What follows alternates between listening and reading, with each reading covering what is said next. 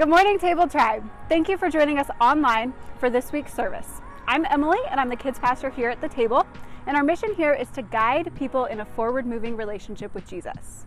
So if you want to partner with us in that mission, you can like and share our social media services. And there are some things coming up that we want to make you aware of so that you can join us and be a part of our community here. On Friday, October 30th, we are having the Table Candy Crawl, a trunk or treat event for our community from 6:30 to 8:30 p.m. If you want to decorate a trunk, if you want to participate in this event, you can always find that information in our evites on our social media platforms. We would like for you to also invite your friends and bring as much candy as you'd like to share.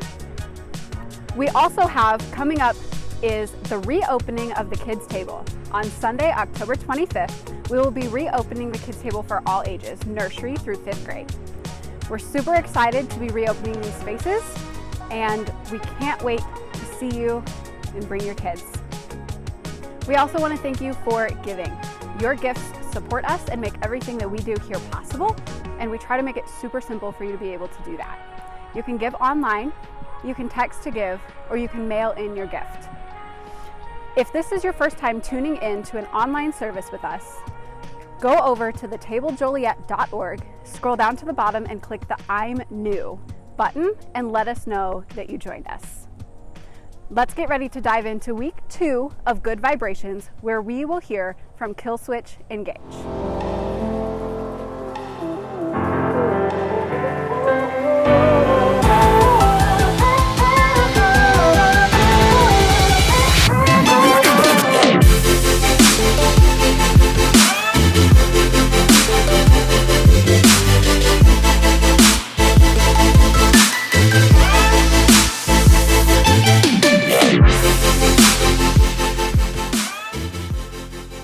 Well, good morning, Table Tribe.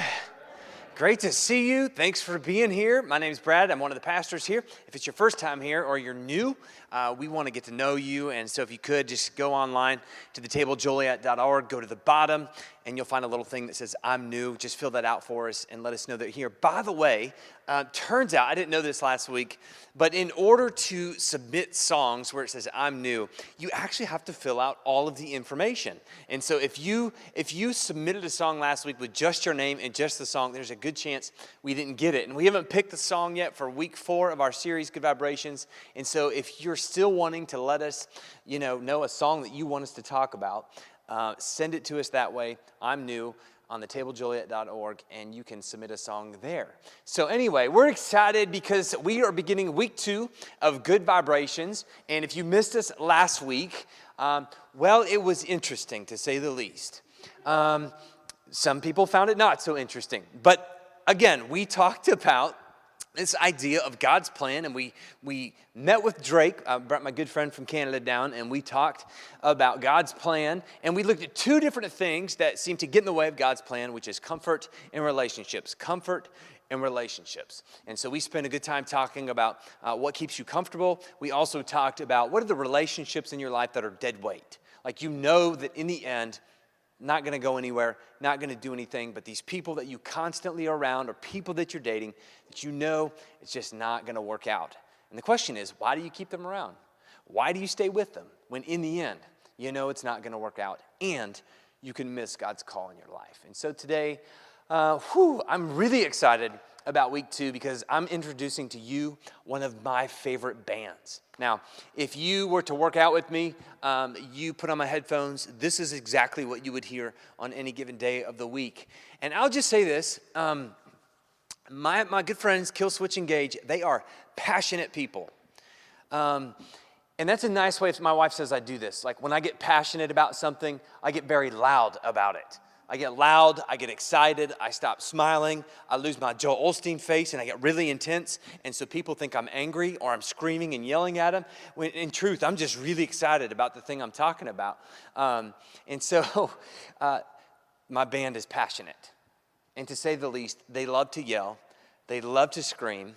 And I just want to say, can we be open-minded today? Like, one of the things I love about the table is that we actually get to play some of the songs that we're playing. And, hey, we're going to do this. And we can be open-minded. We can lean into it. By the way, this is one thing I don't like about churches. One thing I vowed as a pastor that I would never do is tell people what they want to hear. Because there are plenty of churches you can go to, and they're just gonna validate and verify what you already think and what you already believe. I'm not going to do that for you, because you're not going to learn anything.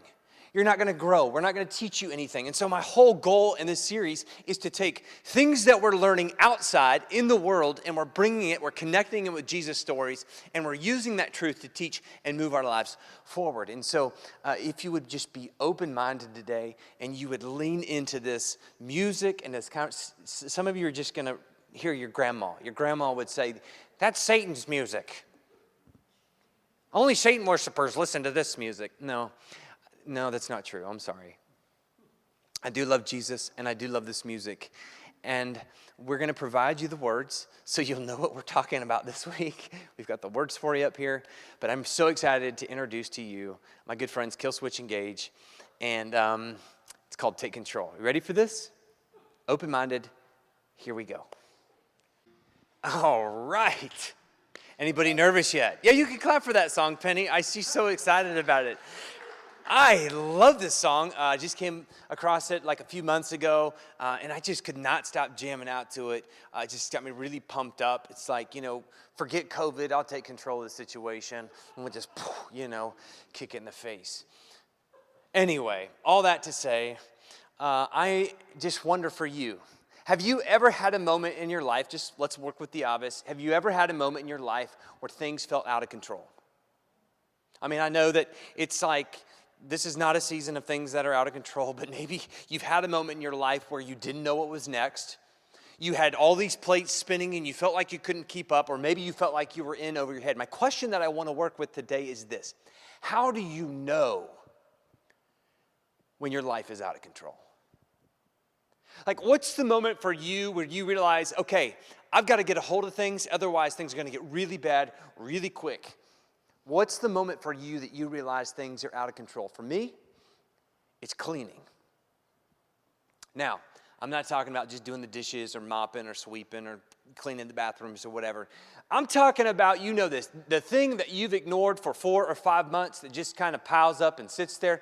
Like maybe it's your dresser. Anybody have a dresser that's covered in receipts and business cards and Amazon packages and rings and makeup, and I don't have makeup on mine, but maybe you do, just covered in stuff. And it's like, how in the world, where did that come from? Like you walk in your room one day and it's like, holy cow, I didn't realize I'd piled up that much junk. Maybe you've opened up your cupboards before and it's just a mess, but every time you open it up, it just falls right out. Whatever you're looking for, everything just falls out. For me, it's the garage. Like, I know that my life is spiraling out of control. I've lost all of it when I find myself working in the garage. Now, oftentimes I will spend 3 months walking over my boys' skateboards. I'll walk over their scooters. I'll walk over their shoes. In the summer, they'll do a slip and slide, and they'll come in, and we don't want the mud in the house, and so they'll strip down their clothes, and so we'll let those sit there for a day or 2 months. I mean, we just kind of let it go. That's really bad, isn't it? And so then, you got stinking clothes, you got socks. I mean, the kids just, we just kind of throw everything everywhere. And for months, I'm walking over this stuff. Like getting to my car is like an obstacle course. And then all of a sudden, just one day, I just get the gumption. Usually on my day off, I get the gumption to clean the garage, sweep it out, reorganize, restack everything, move everything around so it makes sense. And here's what I've realized about myself, and maybe you know this about you as well, is that when life is out of control, we want to control something. Do you do that? When you realize that you've lost it, when you can't make sense of what's going to happen next, you decide that the only way you can control the situation is to take control of something in your life. And I love how Killswitch says it, because they point it out for us. They say, in the darkness, swallowed into the night. Boy, that's a great way to start a song. Trapped in the clutches of indecision, and continues falling further past the point of control. And we're going to talk about this. So desperate to cast away this feeling. He says we cry out for rescue, we cry out for relief, and we ask for some peace in all of this. There must be a way to stifle this decay. There must be a means to an end. When the fear and panic takes a hold, when your sorrow drags you down below, you must take control. Now here's what they're getting at. Control is only an illusion. Control is just a cover-up. Here's how I know that. Just look at Instagram or look at your phone. There's a reason why when you pull up the camera on your phone or when you go on Instagram, they have these things called filters. And they give you the control of the filter. And what filters do is they allow you to portray a reality that's actually false. See, they give you the opportunity to control the narrative. By the way, we don't look that skinny. We don't look that tan. Our hair doesn't have those natural highlights. The sun is not shining in the way it shows up on that Instagram feed. I can just promise you that. But we are allowed to control a false narrative.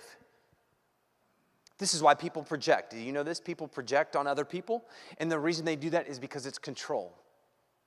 When you are able to control a narrative about the way you are, it's because you're pointing out like, hey, other people are like me too. See, a lot of times we like to point out faults and we say, well, they're messed up and they've got this problem and they got issue. But the only thing that we're really doing is just saying, if they live that way, then it's okay for me to live that way too. It's controlling a situation in a way that essentially makes you feel better about the person you're not supposed to be. People who have hate in their lives.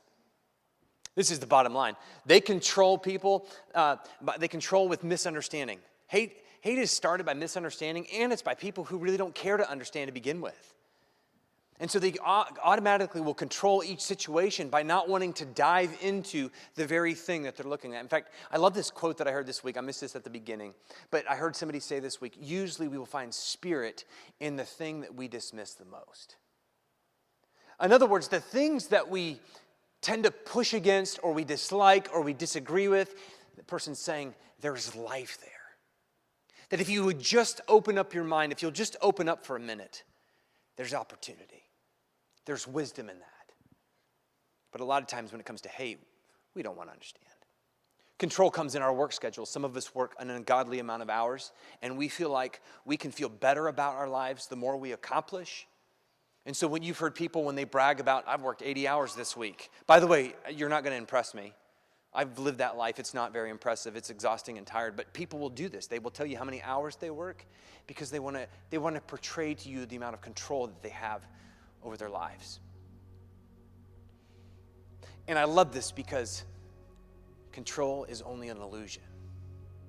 So one of the things I want to talk about this morning as we work together is and what we do every week is we talk during the talk. I want you to work with this question. And you can talk to your neighbor, talk to somebody around you. You can text this question to somebody. Or you can take notes, write it down in a journal if you don't like people. That's okay too. But where in your life is control simply an illusion? Or a better way to ask it is, what do you control when you feel like you no longer have control? For some of us, maybe it's our kids. For some of us, maybe it's employees. For some of us, you just like to clean like me. I don't know. Talk about this for a couple minutes. We're going to sing a song, and then we're going to dive into a great story today with Jesus.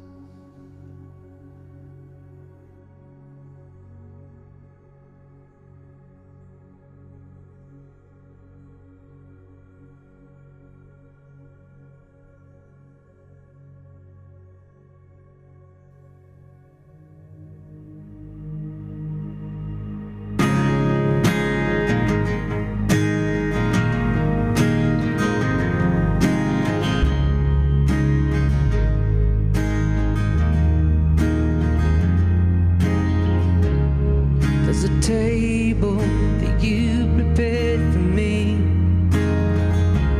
in the presence of my enemies.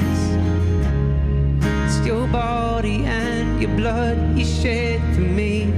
This is how I fight my battles.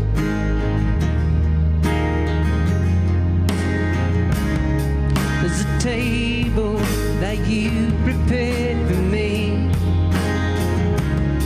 in the presence of my enemies. It's your body and your blood you shed for me. This is how I fight my battle. Oh, and I believe you overcome, and I will live my soul of praise for all you've done. This is how I fight my battles. This is how I fight my battles. This is how I fight my battles. This is how I fight my battles. This is how I fight my battles. This is how I fight my battles. This is how. In the valley, I know that you're with me, and surely your goodness and your mercy follow me. So my weapons are praise and thanksgiving. This is how I fight my battles. Oh, and I believe you've overcome, and I will live my song of praise for all you've done. This is how I fight my battles. This is how I fight my battles. This is how I fight my battles. This is how. This is how I fight my battles. This is how I fight my battles. This is how I fight my battles. This is how.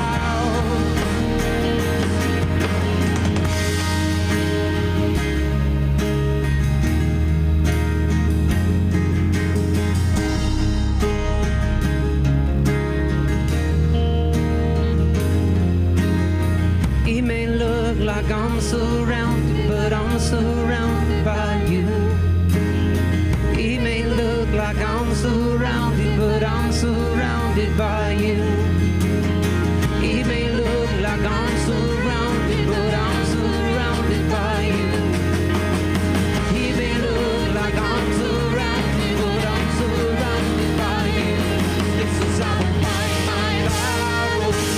This is how I fight my battles. This is how I fight my battles. This is how. This is how I fight my battles. This is how I fight my battles. This is how I fight my battles. This is how. My victory's in Jesus' name. My victory's in Jesus' name. My victory's in Jesus' name. My victory's in Jesus' name. This is how I fight my battles. This is how I fight my battles. This is how I fight my battles. This is how. This is how I fight my battles. This is how I fight my battles. This is how I fight my battles. This is how.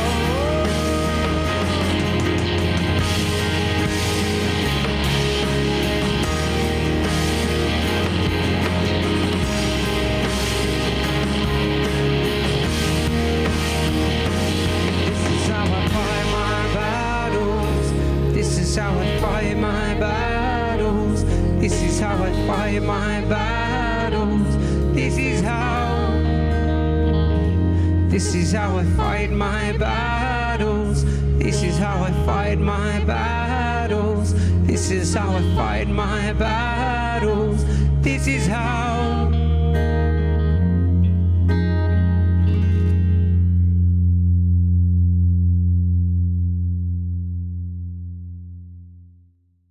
So up to this point, we have been working with this idea that whenever our life is out of control, we try to take control of something.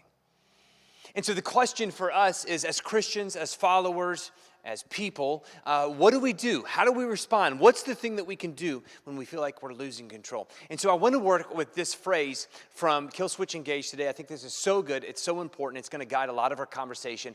I love it when they say this: falling further past the point of control. So desperate. So desperate. You've been in this moment. A moment of desperation. When you just wanted to escape the feeling of what's next. So desperate to cast away this feeling. Jesus, God, identifies with us in this situation. This is why I follow God, because ultimately when I want to know what God is like, I just look at the life of Jesus. And Jesus has a moment in his life, believe it or not, where things get out of control. I know it's kind of surprising for Jesus because up to this moment in his life, he's pretty much been in control of everything that happens. I love it. Jesus is like, he's just a straight savage in so many situations. This guy, you talk about commanding a crowd. You talk about like controlling an audience. Jesus knew how to do it. I was reading in Luke the other day, and I loved it because Jesus essentially said something offensive to people, and so they cornered him on a cliff. And it says, and Jesus just walked through the crowd. And I love that visual. A bunch of hostile people pushing him up against the cliff, and he just walks right through it. He was in control. There were so many times where people need wisdom, they need guidance, they need help, they need input, and Jesus has the right thing to say. Oftentimes when people are coming at him and they're questioning him, all of a sudden he just has a great comeback. I wish I had comebacks like Jesus did. He's in control when people are in need, when they need healing, when they need food, when they need help. Jesus is there to give it. There isn't a problem that he can't solve. Except for when he's standing in front of Pilate. And all of a sudden, his role, his authority, and even his pedigree becomes to come into question. Think about this. When somebody questions your role in this world, how do you feel about that? Like, are you really the one that should be doing this? I feel like this all the time. Brad, are you really the one that should be doing this? When somebody personally questions you on it, do you think you're the one that you should be doing this? Jesus is standing before Pilate. They're questioning his role. And again, why do you think you're the one that should be doing that? I mean, you came from Nazareth out of all places. Nothing good can come from there. Who are you? And with what authority? Are you going around talking about how you can help people and forgive people? Do you really think that you're God? I mean, it's starting to spiral out of control, and not only that, but then Jesus is beaten to a pulp. We know that the people betrayed him. His very own people betrayed him. We know that he's sent out to a cross where he then is crucified, and he experiences one of the worst deaths in history. And you can sense in the story that we're about to read the lack of control Jesus has in this moment. And just like how Kill Switch says, I love it, it is almost this moment of desperation. It is this moment of, I don't know what I'm going to do about this. I don't know what's going to happen next. I'm really nervous about what's on the other side. And so Matthew tells us the story, and I love how he says it. He says, from noon until 3 in the afternoon, darkness came over the land. And about 3 in the afternoon, Jesus cried out in a loud voice. He said, Eli, Eli, lima sabachthani, which means, my God, why have you, I love it, forgotten me? Why have you left me? The very source of my life, the very power of my being, the very one who allows me to do everything that I do. Where are you? Why have you forsaken me in this moment? Do you hear this? One who is so confident of God, who is the Son of God, now begins to question God in this very moment and is desperate. Matthew continues the story and he says, when some of those standing there heard this, they said, hey man, he's calling Elijah. So immediately one of them ran and they got a sponge. He filled it with wine vinegar. He put it on a staff and he offered it up to Jesus to drink. The rest said, hey, come on, leave him alone. Come on, let's see if his God or his Elijah shows up to save him. And this is so good. And when Jesus had cried out again in a loud voice, say it with me now, he gave up his spirit. Come on, I know you're with me now. He gave up his spirit. Do you hear this? Jesus gave up. I mean, this is a guy who literally Babe Ruthed his resurrection. Now, some of you don't know who Babe Ruth is, but some of you do. Babe Ruth, the guy who used to call his own home run, he called his own resurrection. He went around saying from the very beginning, listen, I'm going to be here for a little while, and then I won't be here. And then you'll see me again, and you'll be really confused, but you'll be really excited about the resurrection. Like, listen, they're going to kill me. I know saviors don't usually do that, but I promise you, I'm coming back to life. Jesus predicted all this. But now he is at the cusp of facing death. Can we talk about death for a minute? Listen, you can quote all the scripture you want. You can tell me everything you know about God when it comes to death, but let's just be honest. You've had moments in your life where you wonder, okay, let's say this God thing isn't true. Let's say that even if Jesus did resurrect from the dead, that's not our future, then what happens? In the moment you begin to think about death, there is a fear and panic that sets in, because here's the truth. None of us know what happens on the other side. I mean, think about that. I know that we come to church to be sure and certain of ourselves, but when you have a moment, when you have a human moment where you begin to logically process death itself, you realize, ain't nobody come back to tell me what it's going to be like on the other side. And there are moments, can I just tell you, in my personal life, when I begin to get a sense of panic and fear.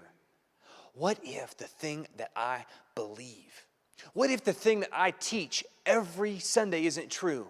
And ultimately, at the end of the day, what we think is going to happen doesn't happen. There is a fear and panic. And come on, let's just name it.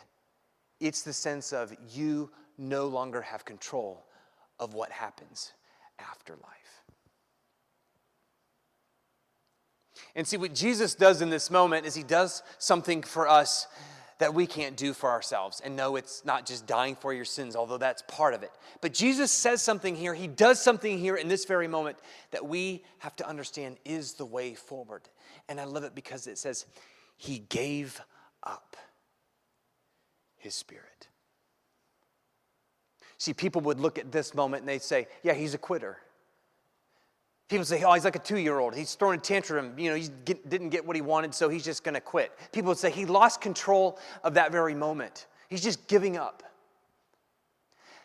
But I want to dive into Jesus' last moments and Matthew's last few words with a microscope, because when we begin to unpack it and unpeel it, we begin to see that this word literally means, gave up means to surrender or to entrust. So you could read it like this: Jesus entrusted his spirit. Entrusted means that Jesus put it in someone else's hands. And see, it's like Jesus wants to take what Killswitch has said today, falling faster past the point of control. And Jesus says, yes. That's it. Like, that's the point I'm trying to help you understand, is that falling past the point of control is the whole point. Like, if you want to know what the gospel is, if you want to know what good news is in your life, if you want to know what God challenges us to do in our life, it is the moment that you move past controlling things that you have found the whole point. You gain control when you give up control. You gain control when you give up control. Say that with me. You gain control when you give up control. That is so powerful. This is Jesus' example to us. He gives up this very moment, this death, this moment of not knowing, this moment of uncertainty. Even though I predicted it, I'm giving it up. Can I just say that some of us need to give up a few things? I mean, nobody likes a quitter, I know. But, I mean, your wife who's had a stroke, you can't control that. Give it up. Your husband who's got cancer, you can't control it. Just give it up. COVID. I mean, it's proven we can't control that. Just give it up. Wondering about when things will get back to normal. Just give it up. The election. Who cares? Just give it up. When God doesn't do the very thing that you want him to do at the moment you want him to do it, come on, give it up.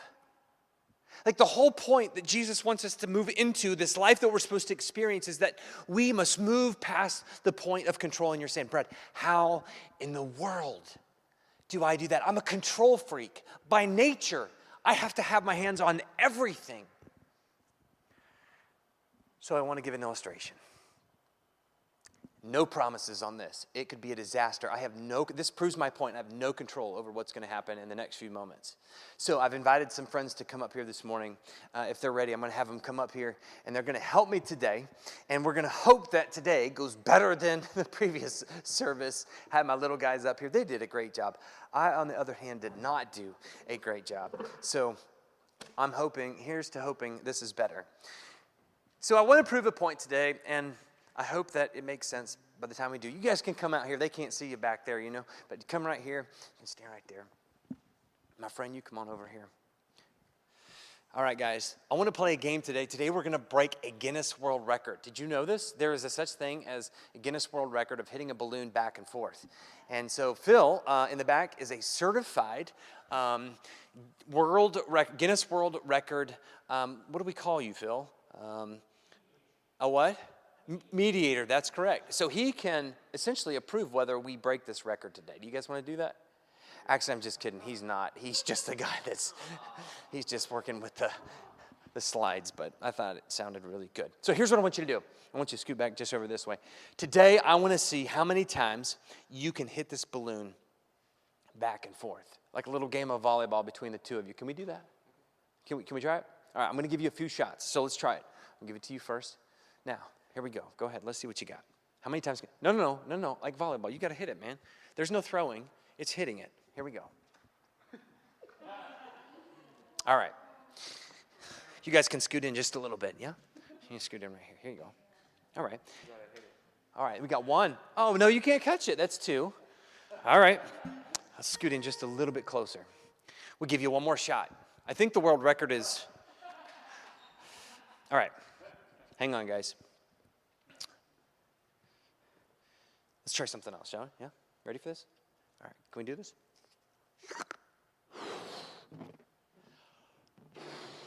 You can back up just a little bit, yeah?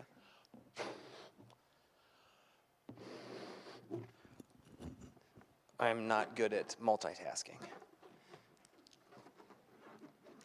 All right. Let's give it a go. We put a little breath in it. We put a little air in it. Let's see what we got here. Can you do this? I'm going to keep talking. You guys keep hitting it. See, here's the thing. When you have control of life, it's like trying to pass a balloon back and forth with no air in it. But check this out. The moment you breathe into it, the moment you put air in the balloon, this game becomes simple and easy. I mean, literally, these guys could do it all day long, right? You guys are great. You can take the balloon with you and you can have a seat. Can we give them a hand this morning?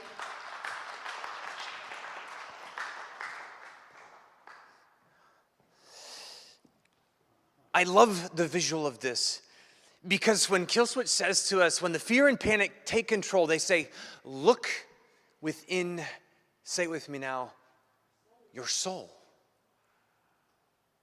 And it tells us in the story that Jesus gave up his spirit. Now, spirit and soul in the Greek are this word pneuma, and they're kind of the same thing. But whenever we hear soul or spirit, we should immediately be triggered to think back to a better time when the world first began.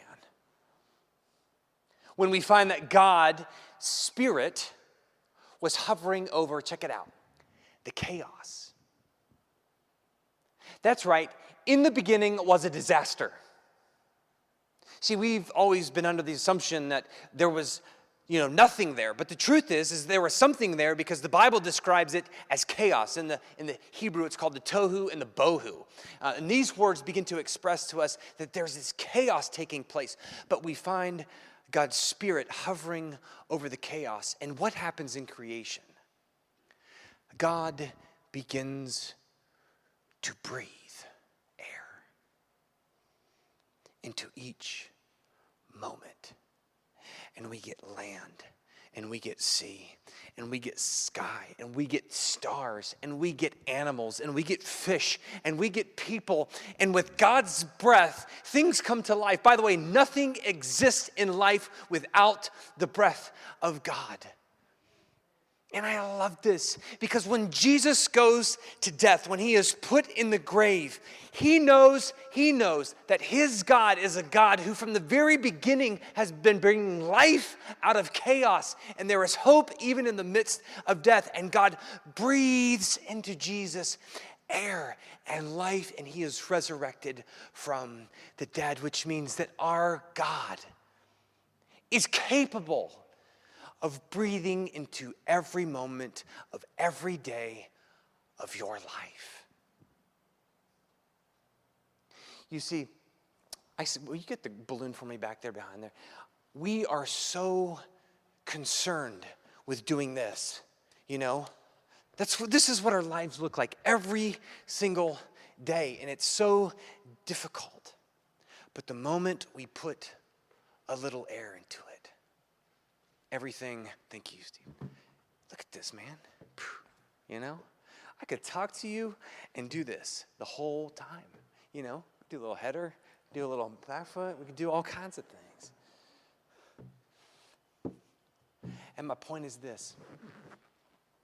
Would you be willing to let God breathe air into the moments of your life where you feel like you need to take control? As Kilswit says, control is in the soul. And you are not in control of your soul because only God has breathed life into it. So here's what I want you to know. Falling past the point of control is the whole point. When you can give up control, you gain control.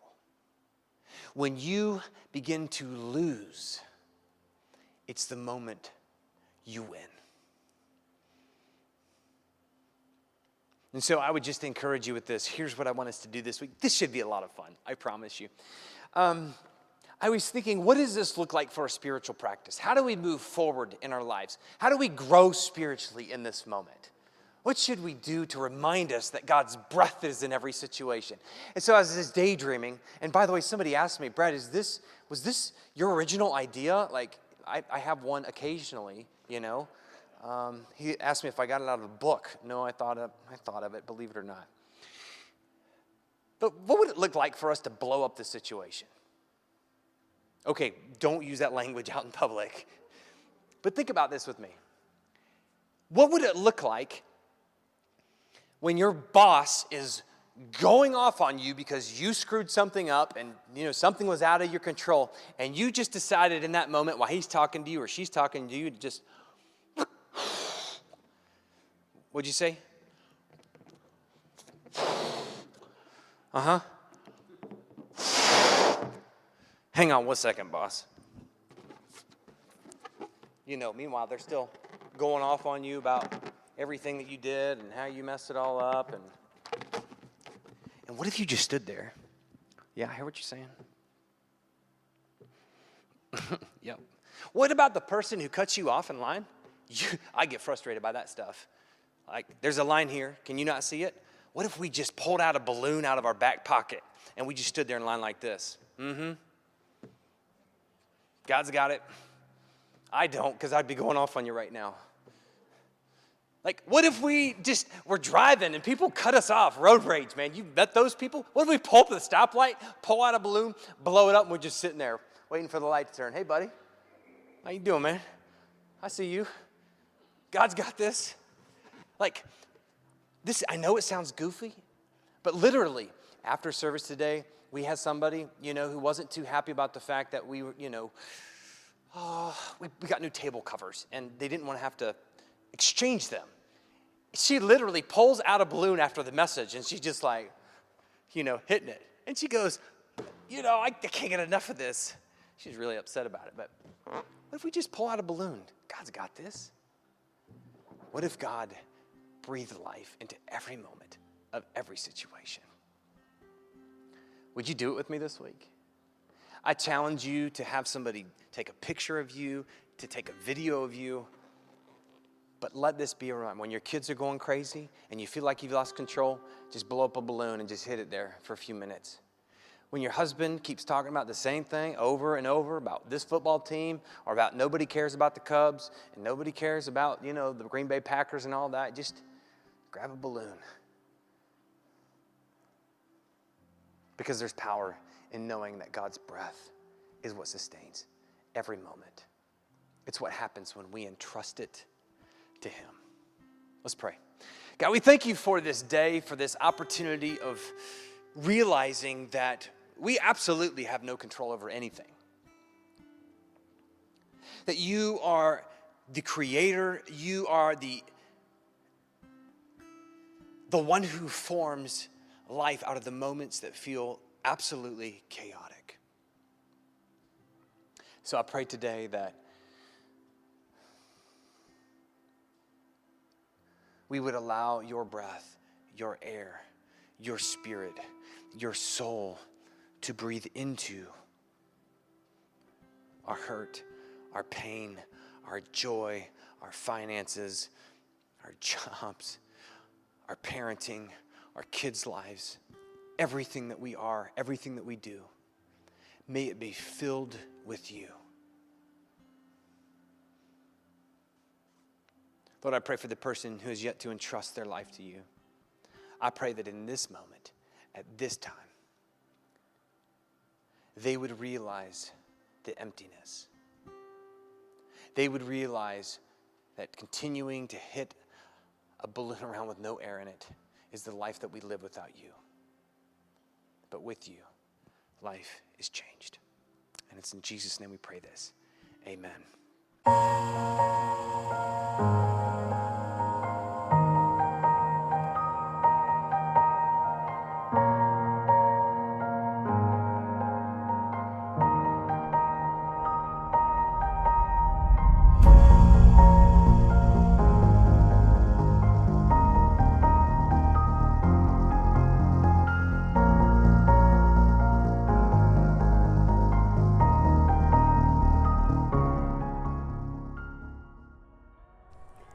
Thanks for joining us today. We hope you have a great week, and we hope that this message moved you forward.